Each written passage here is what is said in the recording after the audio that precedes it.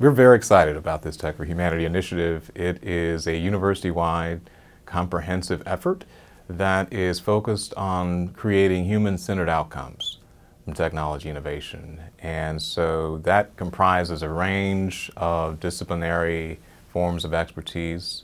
We recognize as a university that's very well known for our leadership in technology innovation that we have to draw on our focus as a human-centered university to ensure that the technology that is shaping our society and that's going to determine to a considerable degree the nature of our society's future is equitable, that it is accountable to what serves the best interests of humanity, that it's sustainable, and that it leads us to a point where we end up with the kind of world we actually want to live in. It's very much a part of the legacy of this university. So this is not a new idea that technology should be approached in a comprehensive way. We've been doing it for decades.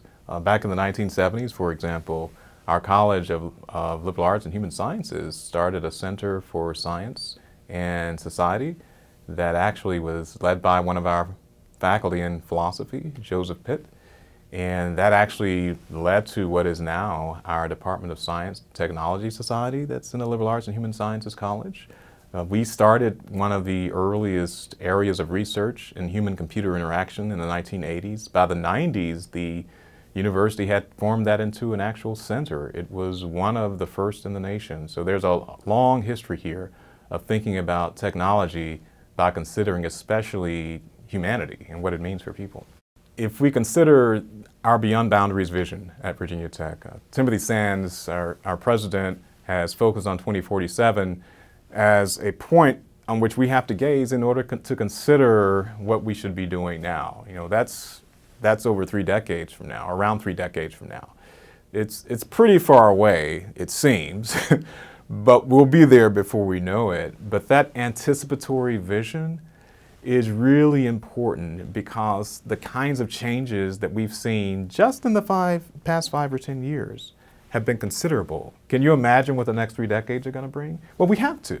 We have to try to imagine it and we have to try to anticipate it because in order to get ready for that 2047, we have to prepare ourselves now by shaping the way technology is going to get created, by shaping the way policy is going to be shaped, by ensuring that our students have the broad, what we like to call VT-shaped learning. They understand the importance of having multiple disciplinary strengths while also giving them that depth.